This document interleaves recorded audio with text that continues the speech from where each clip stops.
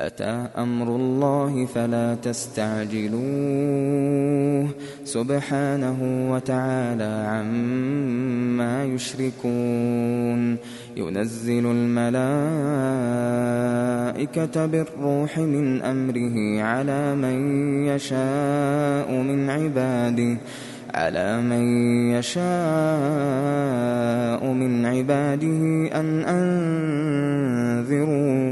أن أنذروا أنه لا إله إلا أنا فاتقون خلق السماوات والأرض بالحق تعالى عما يشركون خلق الإنسان من نطفة فإذا هو خصيم مبين والأنعام خلقها لكم فيها دفء ومنافع ومنها تأكلون ولكم فيها جمال حين تريحون وحين تسرحون وتحمل أثقالكم إلى بلد لم تكونوا بالغيه إلا بشق الأنفس إن ربكم لرؤوف رحيم والخيل والبغال والحمير لتركبوها وزينة ويخلق ما لا تعلمون وعلى الله قصد السبيل ومنها جائر ولو شاء لهداكم أجمعين هو الذي أنزل من السماء ماء لكم منه شراب ومنه شجر فيه تسيمون ينبت لكم به الزرع والزيتون والنخيل والأعناب ومن كل الثمرات إن في ذلك لآية لقوم يتفكرون وسخر لكم الليل والنهار والشمس والقمر والنجوم مسخرات بأمره إن في ذلك لآيات لقوم يعقلون وما ذرأ لكم في الأرض مختلفا ألوانه إن في ذلك لآية لقوم يذكرون وهو الذي سخر البحر لتأكلوا منه لحما طريا وتستخرجوا منه حلية تلبسونها وترى الفلك مواخر فيه ولتبتغوا من فضله ولعلكم تشكرون وألقى في الأرض رواسي أن تميد بكم وأنهارا وسبلا لعلكم تهتدون وعلامات وبالنجم هم يهتدون أفمن يخلق كمن لا يخلق أفلا تذكرون أفمن يخلق كمن لا يخلق أفلا تذكرون وإن تعدوا نعمة الله لا تحصوها إن الله لغفور رحيم والله يعلم ما تسرون وما تعلنون والذين يدعون من دون الله لا يخلقون شيئا وهم يخلقون أموات غير أحياء وما يشعرون أيان يبعثون إلهكم إله واحد فالذين لا يؤمنون بالآخرة قلوبهم منكرة وهم مستكبرون لا جرم أن الله يعلم ما يسرون وما يعلنون إنه لا يحب المستكبرين.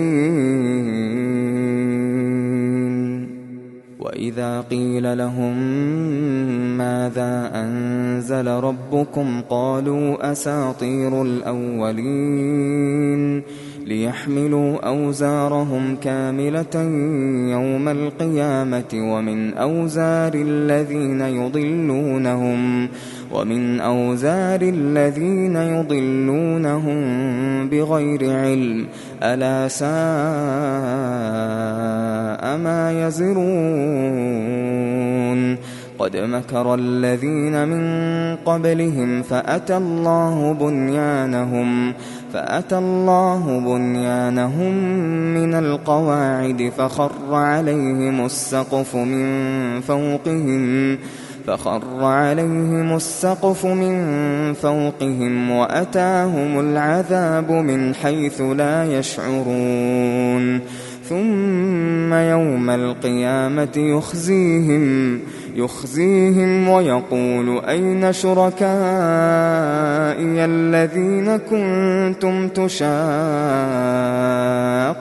فيهم قال الذين أوتوا العلم إن الخزي اليوم والسوء على الكافرين الذين تتوفاهم الملائكة ظالمي أنفسهم فألقوا السلم ما كنا نعمل من سوء بلى إن الله عليم بما كنتم تعملون. فادخلوا أبواب جهنم خالدين فيها فلبئس مثوى المتكبرين. وقيل للذين اتقوا ماذا أنزل ربكم قالوا خيرا للذين أحسنوا في هذه الدنيا حسنة ولدار الآخرة خير ولنعم دار المتقين. جنات عدن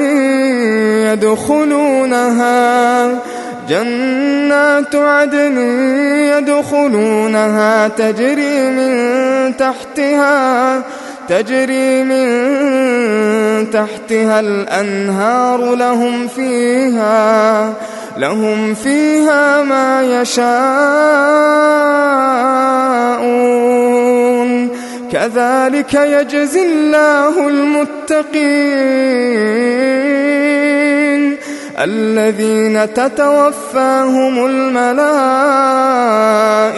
طيبين يقولون سلام عليكم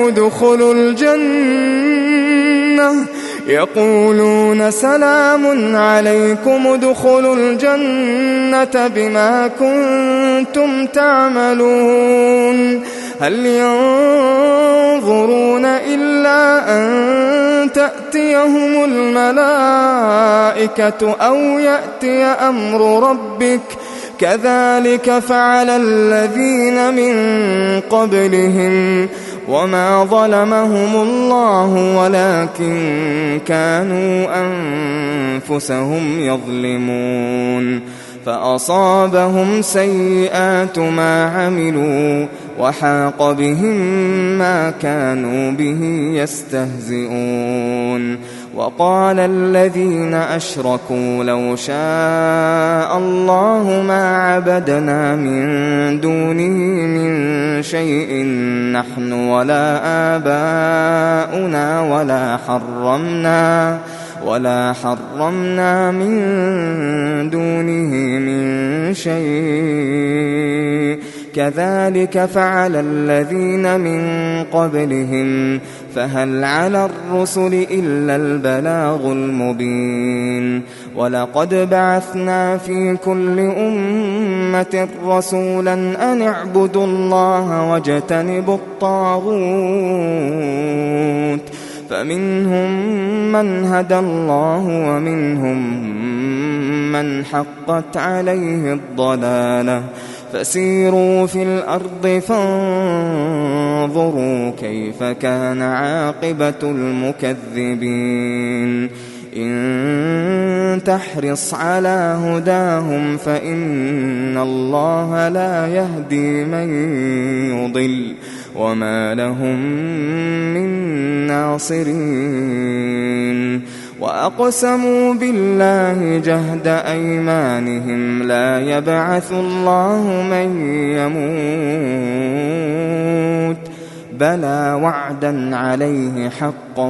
ولكن أكثر الناس لا يعلمون ليبين لهم الذي يختلفون فيه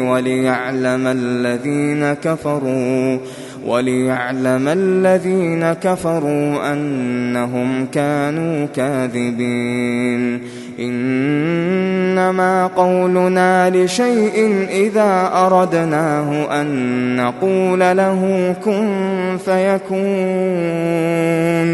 والذين هاجروا في الله من بعد ما ظلموا لنبوئنهم في الدنيا حسنة ولأجر الآخرة أكبر لو كانوا يعلمون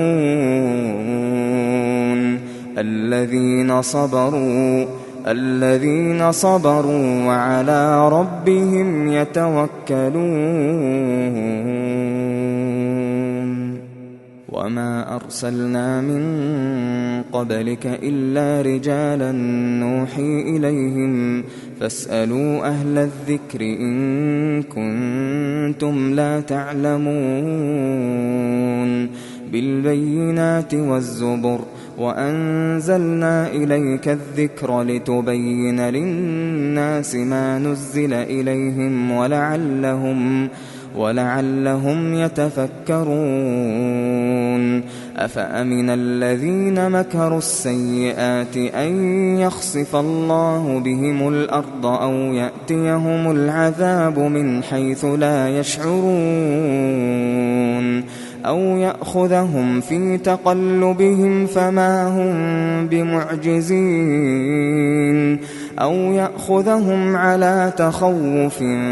فإن ربكم لرؤوف رحيم أولم يروا إلى ما خلق الله من شيء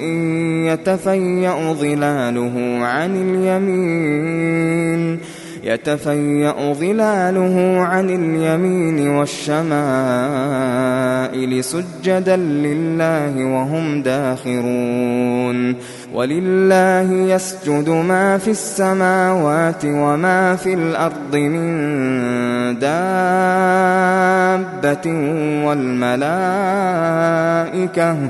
والملائكة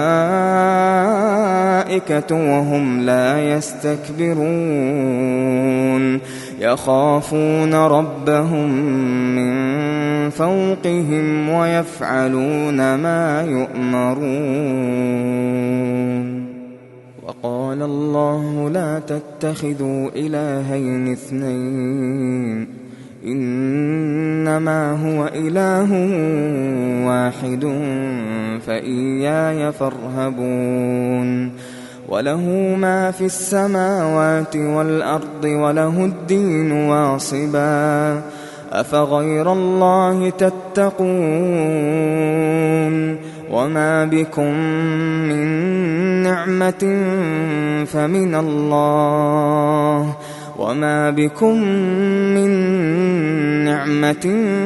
فمن الله ثم إذا مسكم الضر فإليه تجأرون ثم إذا كشف الضر عنكم إذا فريق منكم بربهم يشركون ليكفروا بما آتيناهم فتمتعوا فسوف تعلمون ويجعلون لما لا يعلمون نصيبا مما رزقناهم تالله لتسألن عما كنتم تفترون ويجعلون لله البنات سبحانه ولهم ما يشتهون وإذا بشر أحدهم بالأنثى ظل وجهه مسودا وهو كظيم يتوارى من القوم من سوء ما بشر به أيمسكه على هون أم يدسه في التراب ألا ساء ما يحكمون للذين لا يؤمنون بالآخرة مثل السوء ولله المثل الأعلى وهو العزيز الحكيم ولو يؤاخذ الله الناس بظلمهم ما ترك عليها من دابة ولكن يؤخرهم إلى أجل مسمى فإذا جاء أجلهم لا يستأخرون ساعة ولا يستقدمون ويجعلون لله ما يكرهون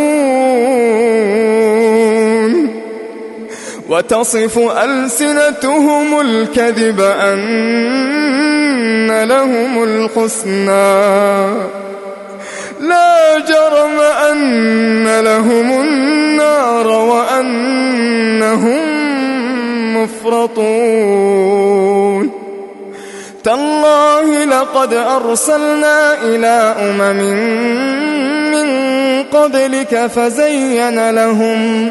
فزين لهم الشيطان أعمالهم فهو وليهم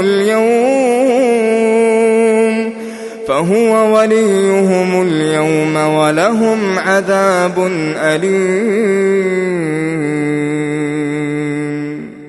وما أنزلنا عليك الكتاب إلا لتبين لهم الذي اختلفوا فيه وهدى ورحمة لقوم يؤمنون والله أنزل من السماء ماء فأحيا به الأرض بعد موتها إن في ذلك لآية لقوم يسمعون وإن لكم في الأنعام لعبرة نسقيكم مما في بطونه من بين فرث ودم لبنا خالصا سائغا للشاربين ومن ثمرات النخيل والأعناب تتخذون منه سكرا ورزقا حسنا إن في ذلك لآية لقوم يعقلون وأوحى ربك إلى النحل أن اتخذي من الجبال بيوتا ومن الشجر ومما يعرشون ثم كلي من كل الثمرات فاسلكي سبل ربك ذللا يخرج من بطونها شراب مختلف ألوانه فيه شفاء للناس إن في ذلك لآية لقوم يتفكرون والله خلقكم ثم يتوفاكم ومنكم من يرد إلى أرذل العمر لكي لا يعلم بعد علم شيئا إن الله عليم قدير والله فضل بعضكم على بعض في الرزق فما الذين فضلوا براد رزقهم على ما ملكت أيمانهم فهم فيه سواء أفبنعمة الله يجحدون والله جعل لكم من أنفسكم أزواجا وجعل لكم من أزواجكم بنين وحفدة ورزقكم من الطيبات أفبالباطل يؤمنون وبنعمة الله هم يكفرون ويعبدون من دون الله ما لا يملك لهم رزقا من السماوات والأرض شيئا ولا يستطيعون فلا تضربوا لله الأمثال إن الله يعلم وأنتم لا تعلمون ضرب الله مثلا عبدا مملوكا لا يقدر على شيء ومن رزقناه منا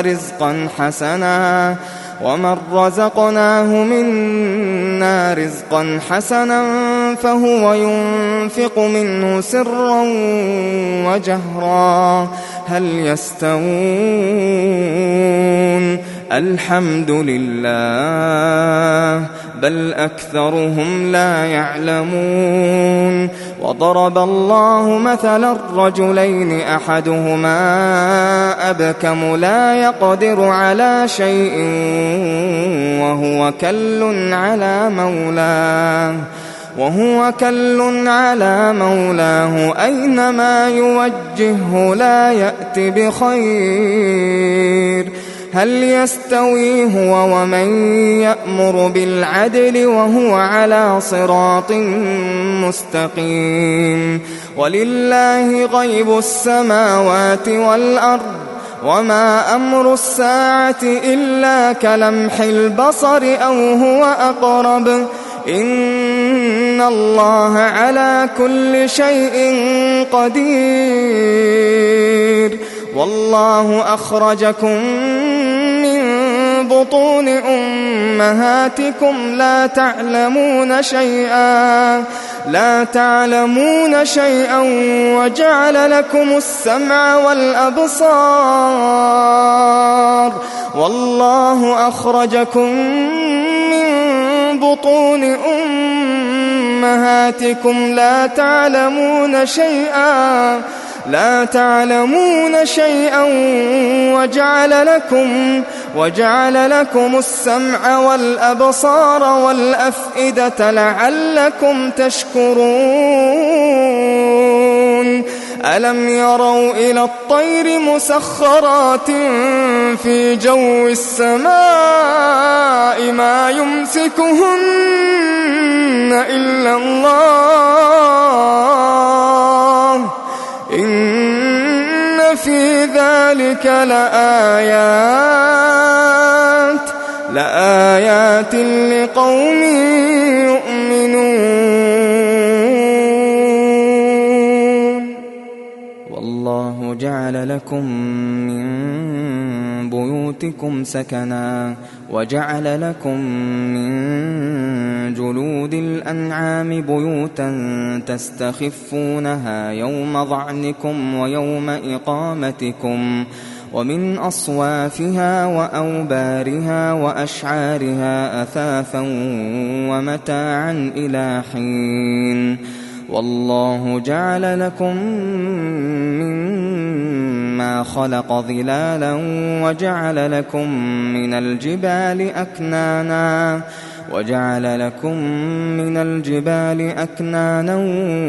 وجعل لكم سرابيل تقيكم الحر وسرابيل تقيكم بأسكم كذلك يتم نعمته عليكم لعلكم تسلمون فإن تولوا فإنما عليك البلاغ المبين يعرفون نعمة الله ثم ينكرونها وأكثرهم الكافرون ويوم نبعث من كل أمة شهيدا ثم لا يؤذن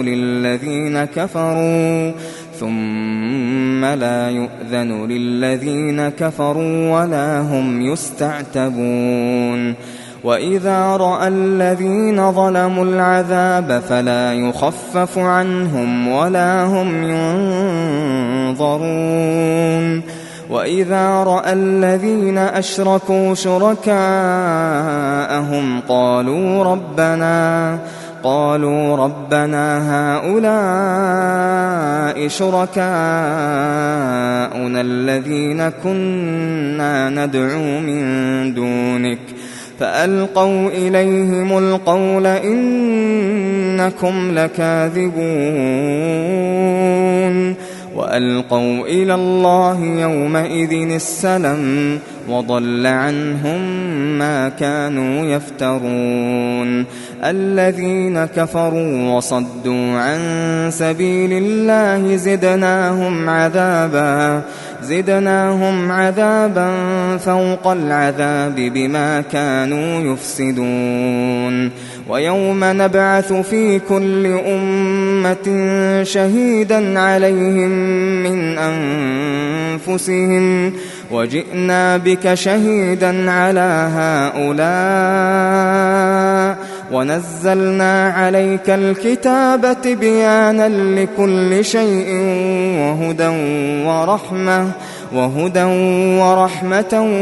وبشرى للمسلمين إن الله يأمر بالعدل والإحسان وإيتاء ذي القربى وينهى عن الفحشاء والمنكر والبغي يعظكم لعلكم تذكرون وأوفوا بعهد الله إذا عاهدتم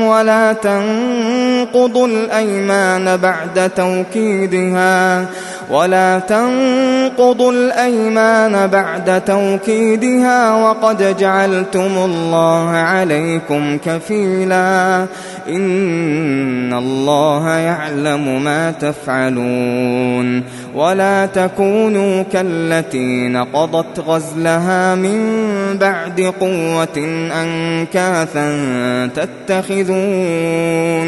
تتخذون أيمانكم دخلا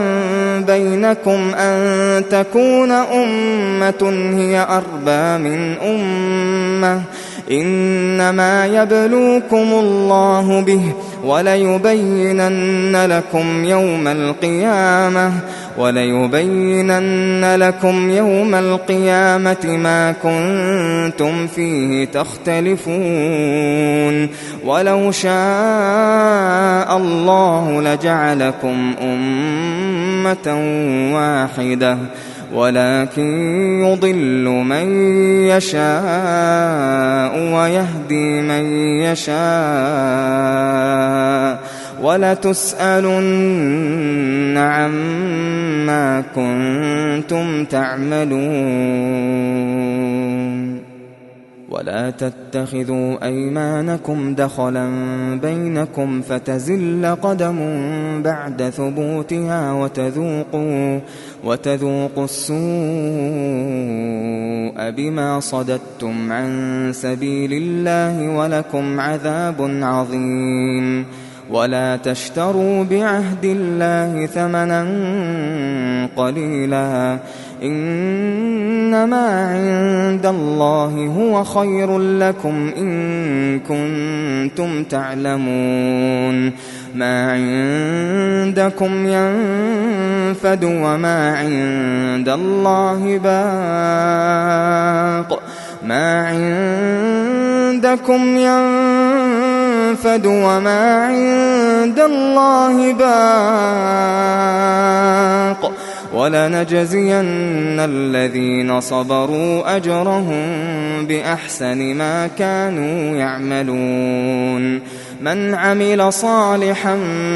من ذكر أو أنثى وهو مؤمن فلنحيينه حياة طيبة ولنجزينهم أجرهم بأحسن ما كانوا يعملون فإذا قرأت القرآن فاستعذ بالله من الشيطان الرجيم إنه ليس له سلطان على الذين آمنوا وعلى ربهم يتوكلون إنما سلطانه على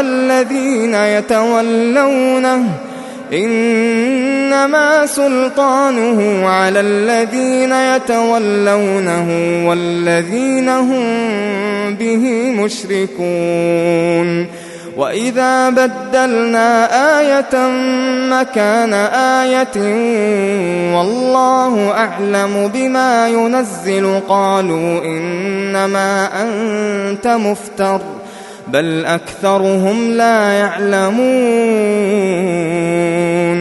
قل نزله روح القدس من ربك بالحق ليثبت الذين آمنوا وهدى وبشرى للمسلمين ولقد نعلم أنهم يقولون إنما يعلمه بشر لسان الذي يلحدون إليه أعجمي وهذا لسان عربي مبين إن الذين لا يؤمنون بآيات الله لا يهديهم الله ولهم عذاب أليم إنما يفتري الكذب الذين لا يؤمنون بآيات الله وأولئك هم الكاذبون من كفر بالله من بعد إيمانه إلا من أكره وقلبه مطمئن بالإيمان ولكن من شرح بالكفر صدرا فعليهم غضب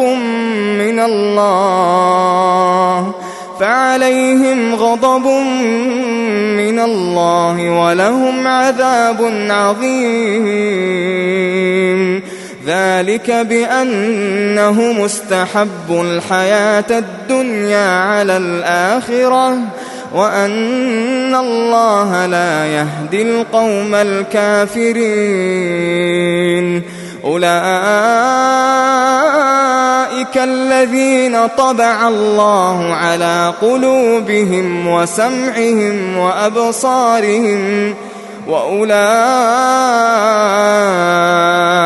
هم الغافلون لا جرم أنهم في الآخرة هم الخاسرون ثم إن ربك للذين هاجروا من بعد ما فتنوا ثم جاهدوا وصبروا إن ربك من بعدها لغفور رحيم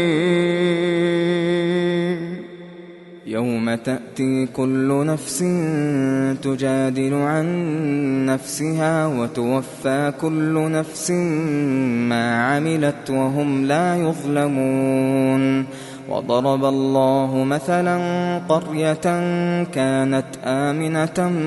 مطمئنة يأتيها رزقها رغدا من كل مكان فكفرت بأنعم الله فأذاقها الله لباس الجوع والخوف بما كانوا يصنعون. ولقد جاءهم رسول منهم فكذبوه فأخذهم العذاب وهم ظالمون. فكلوا مما رزقكم الله حلالا طيبا واشكروا نعمة الله إن كنتم إياه تعبدون. إنما حرم عليكم الميتة والدم ولحم الخنزير وما أهل لغير الله به فمن اضطر غير باغ ولا عاد فإن الله غفور رحيم. ولا تقولوا لما تصف ألسنتكم الكذب هذا حلال وهذا حرام لتفتروا على الله الكذب. إن الذين يفترون على الله الكذب لا يفلحون. متاع قليل ولهم عذاب أليم. وعلى الذين هادوا حرمنا ما قصصنا عليك من قبل وما ظلمناهم ولكن كانوا أنفسهم يظلمون. ثم إن ربك للذين عملوا السوء بجهالة ثم تابوا من بعد ذلك وأصلحوا إن ربك من بعدها لغفور رحيم. إن إبراهيم كان أمة قانتا لله حنيفا ولم يك من المشركين شاكرا لأنعمه اجتباه وهداه إلى صراط مستقيم. وآتيناه في الدنيا حسنة وإنه في الآخرة لمن الصالحين. ثم أوحينا إليك أن اتبع ملة إبراهيم حنيفا وما كان من المشركين. إنما جعل السبت على الذين اختلفوا فيه وإن ربك ليحكم بينهم يوم القيامة فيما كانوا فيه يختلفون. ادع إلى سبيل ربك بالحكمة والموعظة الحسنة وجادلهم بالتي هي أحسن إن ربك هو أعلم بمن ضل عن سبيله وهو أعلم بالمهتدين. وإن عاقبتم فعاقبوا بمثل ما عوقبتم به ولئن صبرتم لهو خير للصابرين. واصبر وما صبرك إلا بالله ولا تحزن عليهم ولا تك في ضيق مما يمكرون. إن الله مع الذين اتقوا والذين هم محسنون.